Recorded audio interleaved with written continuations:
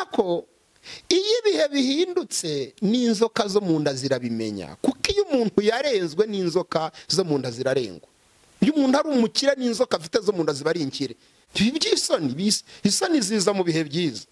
Mu bihe byiza, mu bihe by'iraha nibwo isoni ziza, ariko mu bihe bigoye, mu bihe biruhije, mu bihe bikaze nta isoni ntazo.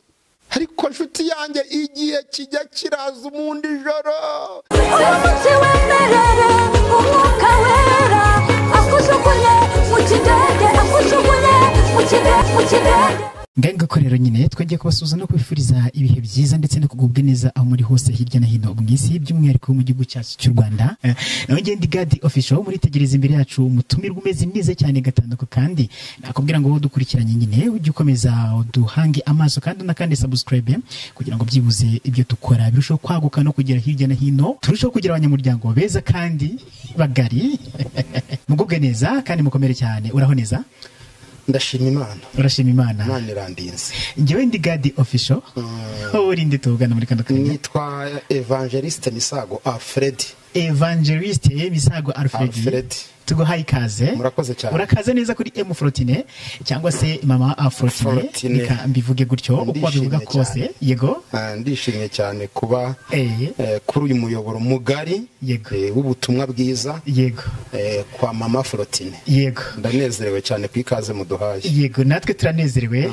Kaba ubundi Evangeliste ni muntu kivuze Evangeliste ubushatse kuvuga iki? Ni ijambo ryahindutse ikinyarwanda kandi kitari ikinyarwanda kubera ko rikoreshwa kenshi, ariko ni ijambo risobanura umuntu ubwiriza ubutumwa umubwiriza butumwa bwiza, umubwiriza butumwa wamamaza ubutumwa. Yego. Ndasobanukiwe. Numva n'abandi bafite ikibazo kuri ibyo ngibyo nabo basubijwe. Umubwiriza butumwa rwose. Yego. Hanyuma urinde uri muntu ki muri make? Misago Alfred, ndi umugabo. Ndubatse, mfite urugo, mfite umudamu, mfite n'abana.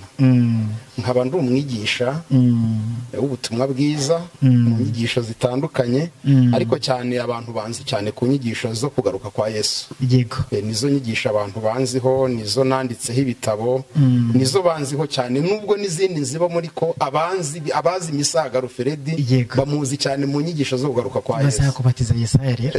Ntacyo bitwaye.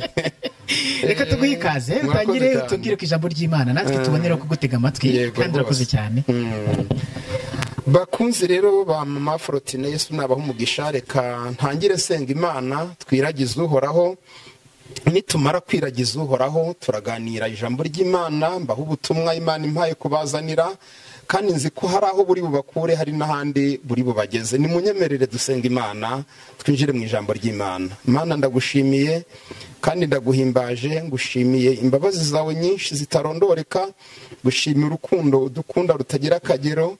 Niwe Mana iturarika kugira ngo tube mu byawe, ni nawe uduhamagara, ni nawe udutoranya, ni nawe uduha imbaraga, ukaduha ibikoresho byo kugukorera mu mpande zose.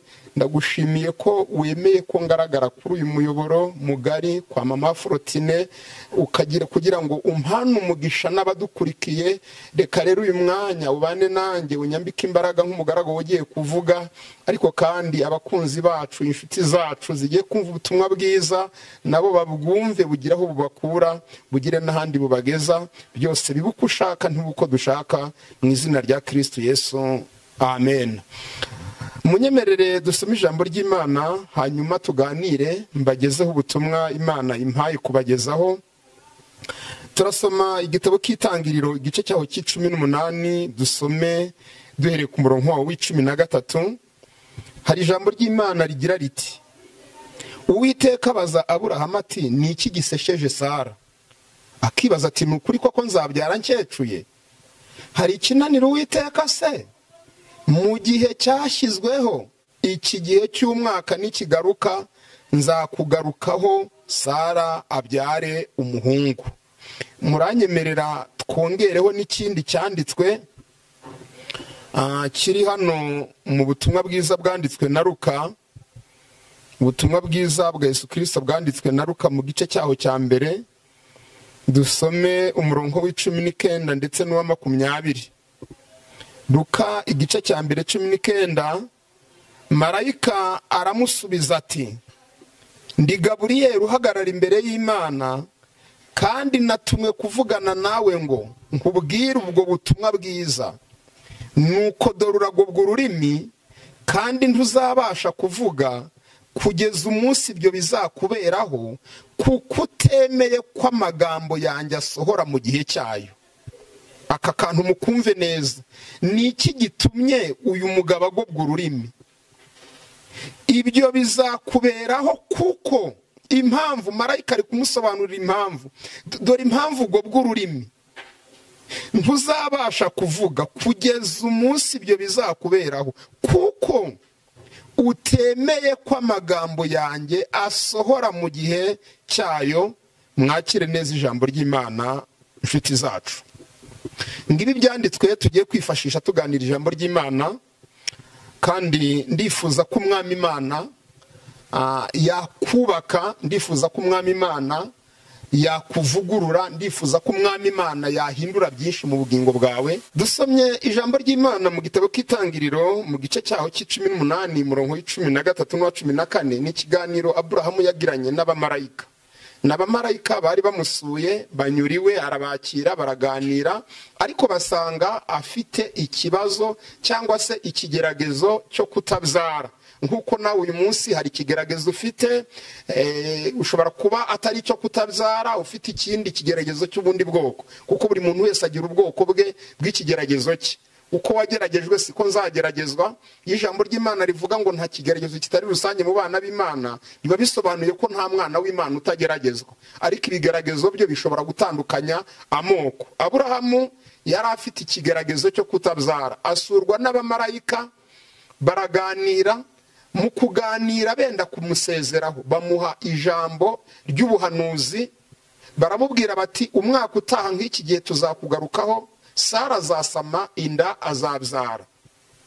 Sara ngo abyumvise araseka, yumva bidashoboka. Mbibutse ko iyo umuntu yababaye cyane, niyo umuhanuriye aragupinga. Ibi mubona abantu babahanurira agahita yemera, ntabwo baragera ku rwego akandamizwa cyane n'umubabaro cyangwa n'ikigeragezo. Kuko ikigeragezo iyo kimaze kuremera, mu bintu bya mbere gikora ku buzima bw'umuntu, kimunamuramo ibyiringiro, kimuhindura umupinzi, agagera ku rwego rwo gusigara yumva nta kintu cyashoboka ku buzima bwe. N'ibyo umubwiye ntabishyikire, n'ibyo umubwiye ntabyemere, n'ibyo umubwiye akabipinga, cyane ko atari n'ubwa mbere aba abyumvise, akumva ko ibyo ngibyo yabimenyereye. Ibyo rero nubyibonaho ntuzumve ko ari ishyano riguye, kuko n'abatubanjirije byababayeho. Nicyo bagiye bazira, nicyo ba Zakariya bazize bakabago ururimi, ni ukwanga gushyikira imvugo y'Imana kubera urwego ikigeragezo cyabaga cyabagejejeho. Sara ajya mu kintu gisa n'imibare, uretse ko nanone Imana nivuga ukamenya ko ariyo, ujye wirinda imibare myinshi, kuko ubu tugira abantu bagira imibare, bakiritika cyane kugera ku rwego n'Imana bayikritika. Ujye ukiritika abantu, ukritike bene wanyu, ukritike inshuti zawe, ukritike uwo mubana, ariko numenya ko Imana ari yivuze, ukabimenya, ukabigenzura, ukamenya neza ko ari yivuze, kritike zijya ziba nkeya, comment zijya ziba nkeya, kuko Imana yacu nta kishingiraho. Iyo ivuga nta kishingiraho, nta kishingiraho. Yavuga ko umuntu agiye kuba ukomeye kandi ari indushyi, nta kindi ishingiraho. Yavuga ko umuntu agiye kuba ukomeye kandi nta mashuri afite. Yavuga ko umuntu agiye kuyobora abandi kandi nta bumenyi abantu bamuziho. Iyo Imana ivuga nta kiheraho. Gabanya kritike, gabanya analize, gabanya comment. Ku mvugo y'Imana nta comment zigomba kubaho. Noneho Imana ivuze ko bazabyara, Sara ashingira kuri 90 agezemo, ashingira ku 100 Aburahamu agezemo, araseka. Ngo aseke, marayika baza Aburahamu aramubaza ati, mbese niki gisekeje Sara? Akibaza ati, ese nzabyara nkecuye? Marayika aramubwira ati, rwose niki kinanira Uwiteka? Ese niki mwigeze mubona igihe mwabereyeho? Mwigeze mubona hari ikinanira Uwiteka mu gihe cyashyizweho, mu gihe cyategetswe, mu gihe cyateguwe n'Imana? Hari ikintu kigeze kinanira Uwiteka? Ubutumwa mbazaniye ngira ngo tuganireho muri uyu mwanya bukubiye mu ijambo rimwe rivuga ngo menya imbaraga z'igihe usohoyemo ucyubahe. Menya imbaraga z'igihe usohoyemo ucyubahe. Abantu benshi ubuzima tubayemo bakunze kurwana cyane n'igihe, bakarwana cyane n'igihe, cyane ko uyu munsi tuvugana hari ubwo usanga tunitana ba mwana cyangwa dutungana intoki, ugasanga turatungana intoki, niwe nzize, niwe wabyitambitsemo. Nta muntu wabyitambitsemo, ikibazo gifitanye n'igihe. Nushaka no kuburana uburane n'igihe, ntushobora kugitsinda, uretse ko nta nakwizeza ko wagitsinda, kuko igihe gifite imbaraga zirenze ubushobozi bwawe. Turaje turabibona, igihe gifite imbaraga zirenze ubushobozi bwawe. Kwirirwa rero ugira butunga urutoki, nta ufitanye nawe ikibazo gifitanye n'imbaraga z'igihe usohoyemo. Nicyo ufitanye nacyo ikibazo. Abanyarwanda bo baravuze ngo nari umugabo ntigihabwa intebe. Agaciro k'umuntu ntikubakirwa mu gihe gishize, kubakirwa ku gihe ahagazemo. Aka kantu mukumve. Umwanditsi Pawulo yandikira Abafilipi mu gice cyaho cya 3 umurongo wa 16 yaravuze ngo kuri dusohoyemo aba ariko dukurikiza. Igihe umuntu asohoyemo nicyo kiyoboye kuruta icyo avuyemo. Hari igihe umuntu ashaka gukangisha isi cyangwa abantu igihe yavuyemo. Ntabwo igihe wavuyemo kigifite ijambo kuri wowe, igihe ugezemo nicyo gifite ijambo kuri wowe. Nicyo kiyoboye, nicyo cyo kubahwa, nicyo cyo kwiga uko ugomba kukibamo, no gukomeza kwirebera mu nkovu z'imiringa z'igihe cyatambutse. Uzigora, uba wivuna, uba winaniza. Reba igihe usohoyemo ukigendere, ugikoreremo nk'icyo gihe usohoyemo, kuko igihe umuntu agezemo gifite imbaraga kuruta igihe avuyemo. Igihe cyicaye ku ntebe nicyo kiba kiyoboye. Turi ku ijambo rivuga ngo menya imbaraga z'igihe usohoyemo ugihagararemo neza kandi ucyubahe. Ijambo ry'Imana muri Daniel igice cyaho cya 2 umurongo 21 Bibiliya iravuga ngo ni Imana inyuranye ibihe. Uko Imana inyuranye ibihe niko tuva mu gihe tukinjira mu kindi gihe, niko umuntu ava mu gihe akinjira mu kindi gihe. Mbibutse ko iyo umuntu aziribanga neza ko ibihe bihinduka kandi Imana ibinyuranye, hari amakosa abiri atajya akora.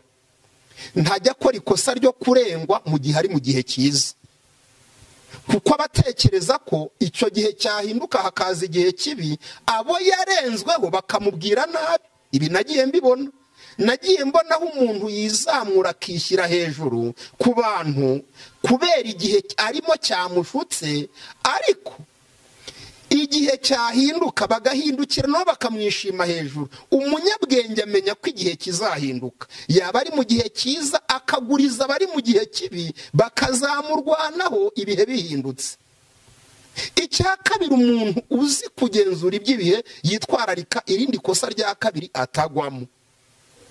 Iyo ari mu gihe kibi ntabwo yigirira nabi, ntiyigirira nabi ngo yihebe, ngo abe yaniyahura. Hoya, kandi mu makuru afite yo gusobanukirwa impinduka z'ibihe, azi ko Imana inyuranye ibihe, icyo gihe harimo Imana izagihindura. Icyari igihe kibi ku buzima bwe kigasimburwa n'icyiza. Nshuti yanjye, niba uri mu gihe kibi, ndagira ngo nguhumurize, humura, igihe urimo kizasimburwa n'ikindi, kandi kizagisimbura ntabwo kizaza gisa n'icyo, kizaza ari diferanse, kizaza gitandukanye cyane n'icyo ngicyo urimo. Imbaraga z'igihe usohoyemo kigenderemo kandi ucyubahe. Niryo jambo turimo turaganira, niyo magambo turi kuganira. Kandi ikindi nabibutsa nuko nta munyabwenge mu gihe, nta munyabwenge mu gihe cyashyizweho, nta n'umuswa mu gihe. Nta munyabwenge mu gihe cyashyizweho, nta n'umuswa mu gihe cyashyizweho. Iyo ari igihe cyo gukira, niyo waba uri umuswa urakira. Iki mujye mukimenya rwose, tujye tukimenya. Iyo ari igihe cy'ubukire ku buzima bw'umuntu, niyo uri umuswa utazi no kubara amafaranga, urakira. kuko nta munyabwenge mu gihe nta n'umuswa mu gihe. Niyo ari igihe cyo gukena, niyo yaba ari wowe uhagarariye abakozi mu gihugu wakena, kuko ari igihe cyo gukena. Nta munyabwenge mu gihe nta n'umuswa mu gihe. Imbaraga igihe gifite ubwazo zikorera akazi kose iyo kigeze. Akazi kose igihe kirakikorera. Iyo ari igihe cyo kwangwa umuntu asohoyemo, niyo waba useka nka Bikira Mariya ukagira impuhwe nk'iza Yesu, n'ubundi bakwanga, kuko ari igihe cyo kwangwa.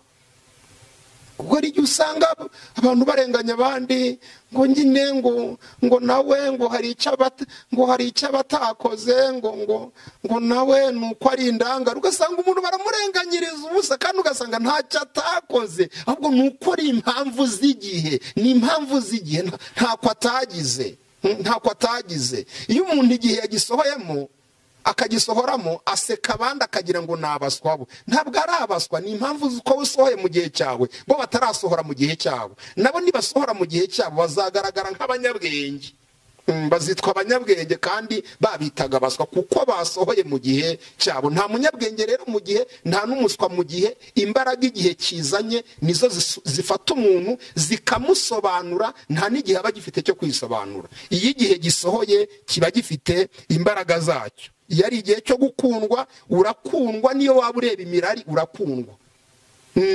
Ntugomba kubihongera, ntugomba kwituga, nta ruswa ubitangira, nta kiguzi runaka utanga ngo ukundwe mu gihe cyo gukundwa. Nyamara mu gihe cyo kwangwa, niyo wajya uhera ku muhanda utambutse wese umugirira neza, utambutse wese umugirira neza, yakubwira ngo n'ubundi bakwanga kuko ari igihe cyo kwangwa. N'ubundi bakwanga kandi nta kutagira. Mbibona hari igihe umuntu aganduka mu rugo, uri umubyeyi ukaganduka ugakora ibishoboka byose, ukaganduka ukitwara, ariko ukagira gute, ariko ugashaka igikundiro kuba mu bantu ukakibura, ugategereza, ugashaka akayo ukazibura, ugashaka guhabwa agaciro ukabibura. Tagira nkubwira ngo humura ni igihe urimo. Imana ninyuranye ibihe, uzagira igikundiro, uzubahwa, uzagira agaciro, ntuzanamenya naho bivuye. Uzajya unabibaza ngo mwabagahe. Byari bihari, ahubwo nuko byari bibikiwe igihe cyabyo. Imana yabwiye Habakuki mu gice cya 2, yaramubwira uti Habakuki atari kurabizi, ati bimeze gute data? Yaramaze kubwira Imana, kuvuga amagambo avuga ngo aho bigeze ubu ngubu ngiye guhagarara ku munara wanjye ndindire Uwiteka numva icyo ambwira, nzamutegereza azansubiza ku bw'icyo namuganyiye. Imana iramubwira uterega Habakuki we, ngiye ndi Imana nkorera igihe, ngiye nkorera igihe, ndi Uwiteka nkorera igihe. Icyo gihe rero Imana ivuga ikorera, icyo gihe iteguza umuntu ikavuga ngo nzakorera iki gihe, nzakora iki gihe. Iyo gisohoye ku buzima bw'umuntu, nta mekanike, nta foruse, nta guforusa, nta gutekinika, ntaki, ibintu byijyanamo kuko biba byasohoye mu gihe nyirizina cyagenwe n'Uwiteka Imana. Imana ibwira Aburahamu, iramubwira ngo yewe Aburahamu, ni iki kiri gusetsa Sara? Harimo ajya muri analiza nyinshi, ngo nzabyara, ngo kandi nkecuru. Burya va mu mibare nshuti yanjye, va mu mibare. Imana yakubwira indege utagira n'ingorofani. Va mu bintu by'imibare rwose, va mu bintu by'imibare. Imana yakuvugaho etaje, uba mu nzu ukodesha inzu ya 5, ikakuvugaho etaje. Imana ntifite ipfunwe, ntifite isoni zo kuvuga ibyo izakora mu bumana bwayo no mu mbaraga zayo. Marayika abwira Aburahamu, aramubwira ngo nta kintu kinanira Uwiteka mu gihe cyashyizweho. Turi ku ijambo rivuga ngo menya imbaraga z'igihe usohoyemo, ugihagararemo kandi ukigenderemo, urindire impinduka z'ikindi uzinjiramo. Imana yacu idufashe cyane. Mu mbaraga z'igihe rero harimo ibintu byinshi, ariko ndagerageza amabwire bikeya. Mu mbaraga z'igihe nasanze igihe kinyuze umuntu mu nzira adashaka ariko akayinyuramo. Iyo imbaraga z'igihe zasohoye ntihabaho amahitamo. Reka nta mahitamo ngo ndanyura muri iyi ngo niyo ya hafi. Ngewe reka mbaho ubuhamya gatoya. Muri bibiri na gatatu, muri 2002 nigeze ngira ideni. Ryari ideni ry'igihumbi nari nikopesheje umuntu ku muntu kuri botike ahantu. Nikopesha amafaranga 1000. Maze kwikopesha 1000 ndakibura. Nkibuze mbona biratinze. Igihe kirantegeka kirambwira ngo ntuzongere guca muri ya nzira acururizamo. Kandi iyo nzira niyo yari ya bugufi, niyo yari inzira ya hafi, niyo nzira yagombaga kumfasha kugera iyo njya binyoroheye. Ariko igihe kirantegeka ngo ntuzongere kuhanyura. Igihe kinkura mu nzira nyabagendwa gituma ntangira kujya nyura ibihuru, nkajya nyura mu nzira zigoye, imvura yaba yaguye, nkajya nyura mu nzira zigoye, naba nambaye neza naba ntambaye neza, nkanyura mu nzira zinaniza kubera imbaraga z'igihe. Igihe cyantegetse kirambwira ngo nyura hariya. Igihe kikunyuza mu nzira udashaka kandi ukayinyuramo. Izo bazita imbaraga z'igihe. Umuntu rero igihe kiri kunyuza mu nzira adashaka ni wihangane kizakugarura mu zushaka. Nigisoza akazi kacyo. Igihe kijya kibatiza umuntu izina, ibi mwari mubizi. Igihe kiguha umubatizo, igihe kigira umubatizo wacyo, kikakubatiza rwose ku mazina ababyeyi bakwise, kikakwita kandi kazina. Hari ubwo kikwita keza kagendanye n'ubusirimu k'igihe nyine bugezemo. Usanga umuntu bamuhaye kandi kazina, bamwise Muhinde, bamwise Kazungu, bamwise Bosi. Igihe nyine cyamubatije izina. Uko kibatiza umuntu izina ryiza, ibihe byiza byaje, ni nako kimubatiza izina ribi, ibihe bibi byaje. Rwose igihe kikubatiza izina ribi, mu mwaka wa 2000 nambaraga imyenda y'amake iciriritse ihendutse. Nanjye nararebaga nkabona ndi uwa make. Hari igihe umuntu aba ari uwa make ku isoko, ahendutse ku buryo ugiye kumugereka ku isoko, ari nk'ahantu bashyira abantu ku isoko, wamugura make cyane bitakugora kwirirwa umugura menshi.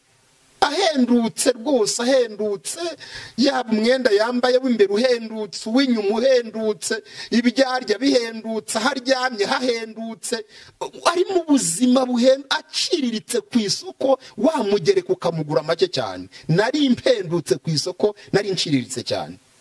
Icyo gihe nambaraga imyenda ya make, ni imyenda bitaga rumeca, yari imyenda ya caguwa ya nyuma.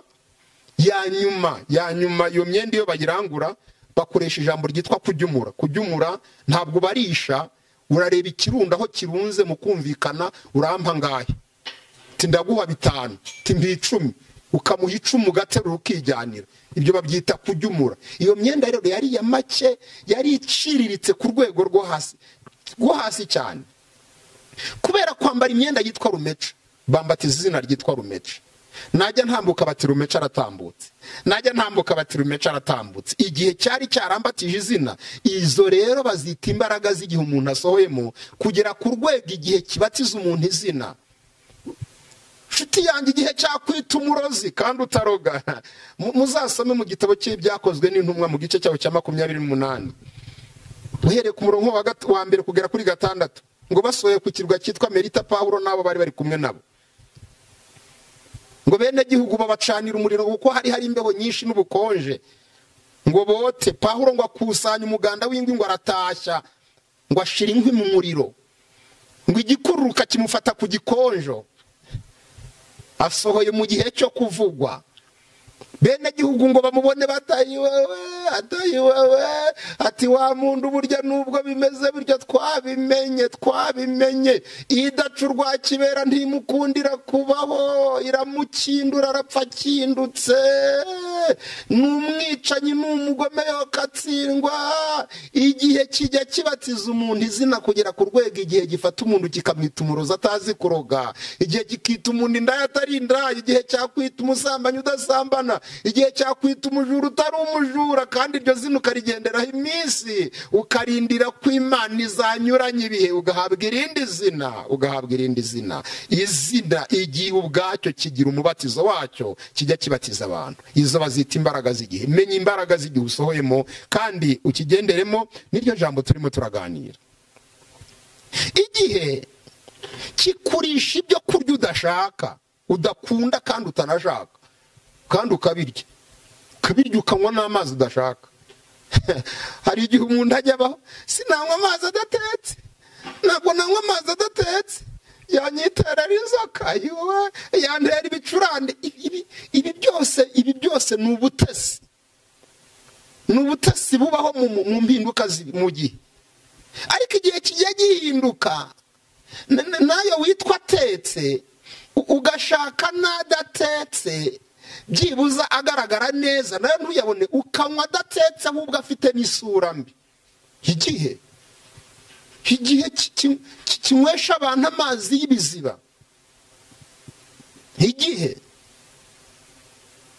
gifata umuntu kikamunywesha amazi yo mu mwana w'insina cyangwa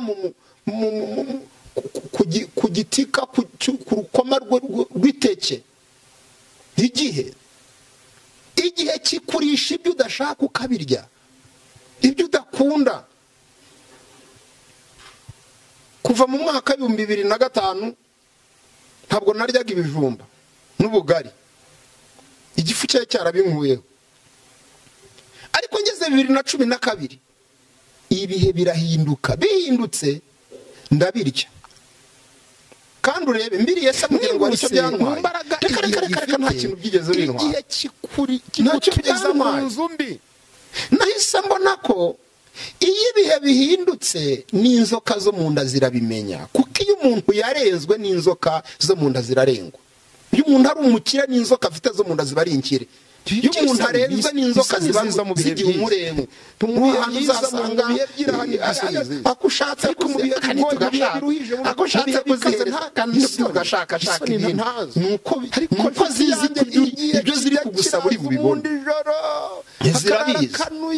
Ariko ibihe bihinduka ntukazane bitatu uzirire. N'ubu namwe twasomye ijambo mu gitabo cy'Imigani mu gice cya 27 umurongo wa 7. Hari ijambo rivuga ngo indi hazi kandagira mu buki, ngo ariko indi shonje ngo n'ikirura kirayiryohera. Indi shonje n'ikirura kirayiryohera. Igihe kirisha umuntu ibyo kurya adakunda kandi akabirya yishimye yumva binamuryoheye, kubera ko ari imbaraga z'igihe yasohoyemo. Menya imbaraga z'igihe usohoyemo, ukitwararike kandi ukigenderemo, kuko nicyo kiyoboye, nicyo gifite ijambo. Nihuse mu mbaraga igihe gifite, igihe kigutuza mu nzu mbi, ukaba mu nzu utishimiye. Mu gihe cyiza umuntu avuga uti iyi nzu sinayibamo, sinaba mu nzu idafite sima, sinaba mu nzu itarimo amakaro, sinaba mu nzu itarimo parafo. Uretse no kuba mwitarimo parafo, igihe gifata umuntu kikamutuza mu nzu mbi y'ibinomboro idapavomye, inava itanasakaye byibuze ngo n'amabati mazima, inava aho umuntu arara avirwa kubera imbaraga z'igihe. Izo bazita imbaraga z'igihe. Niryo jambo turimo turaganira. Nshuti zacu turi kumwe kuri uyu muyoboro, turi kuganira ijambo ryitwa menya imbaraga z'igihe usohoyemo kandi ukigendere ukitwararike. Imbaraga z'igihe. Igihe kiraguterura ukisanga utegeye amaboko uwo wimye. Hariyo mpamvu mu bihe byiza ntawamenya. Igihe cyateruye bene Yozefu bari baramugambaniye, kirabaterura bisanga mu Egiputa bamutegeye amaboko ari uri kubaha ibyo kurya. Kubera imbaraga z'igihe giguterura ukisanga utegeye amaboko uwo wimye isoni zashize ku maso, mugira ngo mu mpinduka zibese isoni ziba zigihari uzazigira upfe. Reka urenga urwego rw'ibigutera isoni ugaha agaciro ikiri kugusunikira gukenera serivisi runaka. Isoni ziza mu bihe byiza. Mu bihe byiza, mu bihe by'iraha nibwo isoni ziza. Ariko mu bihe bigoye, mu bihe biruhije, mu bihe bikaze nta isoni ntazo. hasoni nazo. Imbaraga z'igihe yakugendesha intambwe ibirometero 20-30 n'amaguru. Hari indwara turwara z'umurengwe ariko iminsi mibi yijira zikiza. Imbaraga z'igihe zigendesha umuntu amaguru kandi yaragiraga imodoka. Menya imbaraga z'igihe usohemo. Igihe kikuraza ijoro bakundaga ibitotsi, butugira abantu bakunda ibitotsi, hapfa kugera kuburira agahita asinzira. Hanarya ari guhunyiza. Ariko nshuti yanjye igihe kijya kiraza umuntu ijoro akarara kanuye, bya bitotsi yakundaga kabibura akarara kanuye. N'ubu namwe turi kuvugana hari abantu bari kurara bakanuye, hari abantu bari kurara ijoro, hari abantu bari kurara bakanuye kandi baragiraga ibitotsi kubera ibihe musohoyemo. Ariko ndabahibumure mbabwire nti nimuhumure, inyuranye ibihe yabinyuranyije ukarara udasinziye izongera ibinyuranye uzongera ugira ibitotsi. Kuko Imana inyuranye ibihe ntagahora gahanze, nta gihe gihora ku ntebe, igihe gisimburwa n'ikindi, kandi igihe gisimbuye ikindi kiza kinyuranye n'icyo wari urimo. Humura, niba uri no mu bihe wikigirira nabi, inyuranye ibihe izaza inyuranye ibihe kandi uzisanga mu gihe wifuzaga, mu gihe gikwiriye cy'Uwiteka. Imbaraga z'igihe dusohoyemo. Twavugaga imbaraga z'igihe dusohoyemo, igihe gifata umuntu kikamutwara ibiro. Turetse kubona umubyeyi umwe warwaye ava ku biro 80 kanamanuka agera ku biro 35. Umuntu wamubonye afite ibiro 80 kumubona afite 35 aratungurwa, agira ubwoba, aravuga uti karabaye. Biramutungura cyane. Izo bazita imbaraga z'ibihe, zifata umuntu zikamwambura ibiro yari afite zikabitwara. Igihe gitwara umuntu ibiro kimwe nuko cyane abizana. Umuntu akaba yari afite yapimaga amagarama ariko igihe kikagera akabona ibiro. Ibihe birahinduka nshuti yanjye. Igihe kigira imbaraga. Igihe gifata umuntu kikamukura mu nzu ye akajya gukodesha, akajya gucumbika. Yari afite amazu, igihe kikamujyana mu bukode, igihe kikamujyana gucumbika. Igihe kirakumenesha ukava mu byawe ukangara. Igihe gihindura ibyari byarananiranye, nta kinanira Uwiteka mu gihe cyashyizweho. Izo rero bazita imbaraga z'igihe dusohoyemo. Imbaraga z'igihe dusohoyemo. Menya imbaraga z'igihe usohoyemo kandi uzitwararike, uzigendere. Ndagira ngo ngere kuri kano gace nshaka no kuza gusorezaho inyigisho yacu ivuga ngo menya imbaraga z'igihe usohoyemo. Niki gituma ikintu gisohora mu gihe cyacyo kigira imbaraga? Niki gituma ikintu gisohora mu gihe cyacyo kigira imbaraga? Nuko iyo gisohora kizana n'abakozi bashoboye bo kugikoramo kugeza kirangiye. Reka kanongere ngasubiyemo, iyo igihe cy'Imana gisohora kizana n'abakozi bagikoramo kandi bashoboye bagisohoza kugeza igihe kirangiye. Yari igihe cyiza ugiye kwinjiramo, haza itsinda ry'abahesha bo kuguhesha bya bindi wari warabuze, kandi bakazana n'imbaraga nyinshi kugira ngo ibyo wari umaze igihe kinini warabuze ubibone. Igihe cyo gutabarwa kwa Aburahamu kigeze, Imana yohereje abahesha, yohereza abamarayika. Igihe cyo gutabarwa kwa Hana kigeze, Imana yakoresheje Eli, aramubwira ngo genda Uwiteka aguhe ibyo wamusabye. Igihe kigeze haboneka abakiguhesha. Yari igihe cy'ubutabazi kigeze haboneka abakiguhesha. Mu Bacamanza 13 igihe cyo gutabarwa kwa Manowa kigeze, Imana yohereje marayika. Kwa Zakariya niko byagenze, Imana yohereje marayika. Humura, n'aka kanya uri kumva ubutumwa bwiza, nta guhindukira umuhesha. Imana yampagurutsa nk'umuhesha wo kukwinjiza mu gihe cyawe, wo kukwinjiza mu gihe cyo kwakira ibyo umaze igihe utegereje. Uzamuye kwizera, nta guhindukira umuhesha, kuko ntabwo ntuzi izina ry'umuhesha Imana izakoherereza. Uko utamuzi rero ni nako nanjye yankoresha muri aka kanya, kaguhindukira umuhesha wo kukwinjiza mu gihe, kaguhindukira umuhesha wo kwinjiza mu mpinduka z'ibihe, kaguhindukira umuhesha wo kwakira ibyo umaze igihe utegereje, kaguhindukira umuhesha wo kwakira ibyo wabuze. nta muntu n'umwe Imana igihibye itamuhuje n'umuhesha wo kubimuha. Kuva isi yabaho Imana itegura umuhesha wo kuguhesha ibyo yagusezeranije mu gihe cyabyo bikagusohoraho kandi ukabibona. Iyo ari igihe cyiza Imana itegura umuhesha akabiguhesha, ariko niyo ari igihe kibi cyo kugeragezwa umuntu asohoyemo, umuntu yinjiyemo, haza itsinda ry'abahanga ryatoranijwe rikikwinjizamo nacyo. Niba ari igihe cyo kwangwa, haboneka itsinda ry'abahanga mu kwangana, bakakwanga pe, bakakwanga ku rwego rwo hejuru.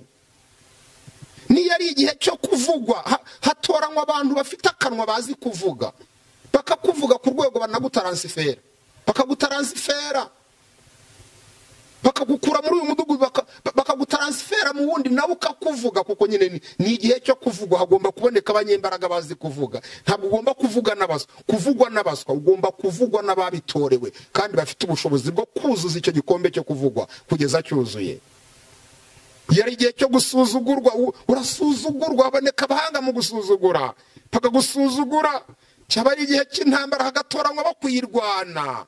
Niba ari igihe cyo gukena, hatoranywa ibintu bituma umuntu agakena, ugakora ibishoboka byose ugakena, ugakora ibishoboka byose ugakena. Aha rero iyo tuhageze tugira abakristo inama yo kwirinda kuba abakandida bo guhabwa ibiraka muri aka kazi ko gusohoza ibyahanuwe mu gihe cyabyo. Iyo ibyahanuwe bisohora, haba hari imbaraga iri kwizereza ivuga ngo none ko nshaka gusohoza ibyahanuwe, ndakorana nande kugira ngo ibyahanuwe bisohore.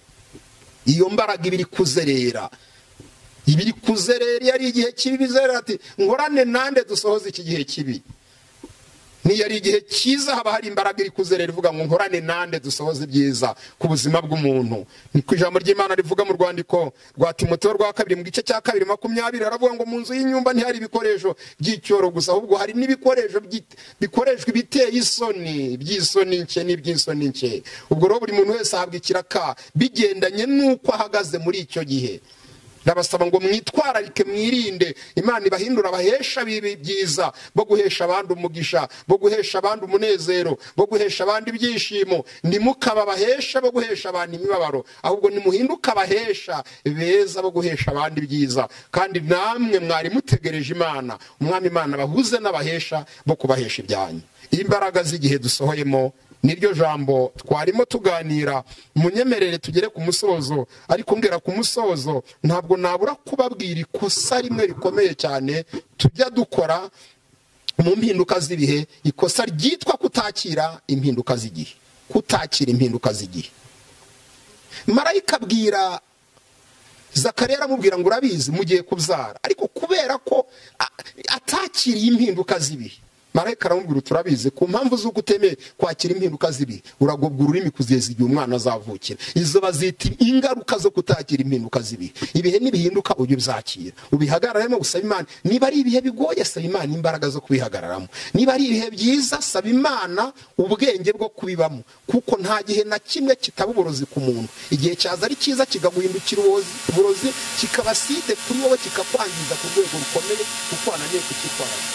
Nari mbabwiye nti mu makosa akomeye cyane dukora ni ukutakira impinduka z'ibihe.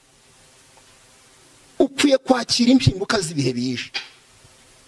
Cyaba ari igihe cyiza ukakihagararamo neza, tikikurengeshe ngo wimanike wishyire hejuru, wizamure wishyire ku munara. Hoya, oroha. Uko wazamutse niko wamanuka.